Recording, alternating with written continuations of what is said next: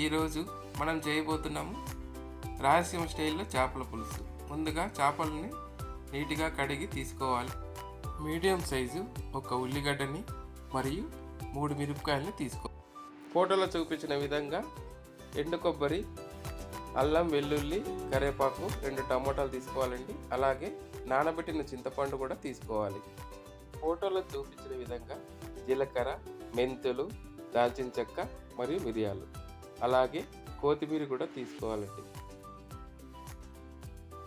ఎండు కొబ్బరిని ముందుగా దోరగా వేయించుకోవాలి. ఇప్పుడు స్క్రీన్ మీద చూపిస్తున్నవన్నీ అలాగే దోరగా వేయించుకోవాలండి. చివరిగా అలాగే కరివేపాకు కూడా వేసుకోవాలండి.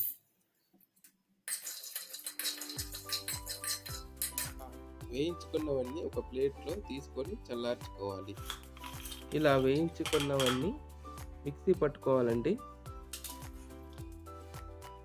ఈ మసాలా పేస్ట్లో సగం నేను ఫ్రై చేసుకోవడానికి తీసుకున్నానండి, సగం మాత్రమే యూజ్ చేశాను. ఒక గిన్నె తీసుకొని అందులో 2 టీ స్పూన్ల ఆయిల్ తీసుకోండి.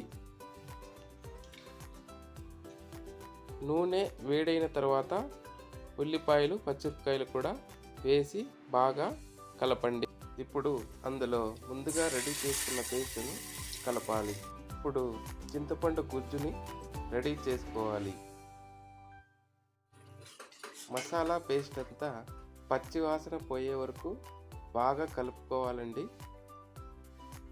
ఆ తర్వాత ముందుగా రెడీ చేసుకున్న చింతపండు గుజ్జుని అందులో వేసి బాగా కలపాలి. ఉడికిన తర్వాత అందులో కొంచెం ఉప్పు, అలాగే కొంచెం కారం పొడి, అలాగే కొంచెం పసుపు, అలాగే ధనియాల పొడి కూడా వేసుకోండి. ఇదంతా మిశ్రమాన్ని బాగా కలపాలి. ఒక 5 నిమిషాల తర్వాత మనం ఇందులో చేపలను వేసుకోవాలండి.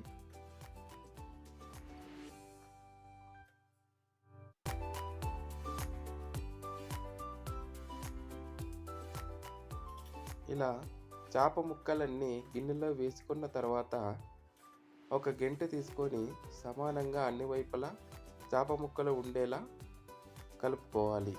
చేప ముక్కలు వేయకముందే కారం, ఉప్పు సరిచూసుకోవాలి. ఇప్పుడు మూత పెట్టుకోవాలి. మధ్యలో ఒకసారి గరిటె పెట్టుకోకుండా ఇలా కదుపుకోవాలండి. ఇలా 10 నిమిషాలు సన్న మంట మీద ఉడికించిన తర్వాత చివరిగా కొంచెం కొత్తిమీర వేసుకొని ఆ తర్వాత స్టవ్ ఆఫ్ చేయాలండి. మా వీడియో కనుక నచ్చినట్టయితే ప్లీజ్ లైక్ చేయండి, సబ్స్క్రైబ్ చేయండి. Thank you.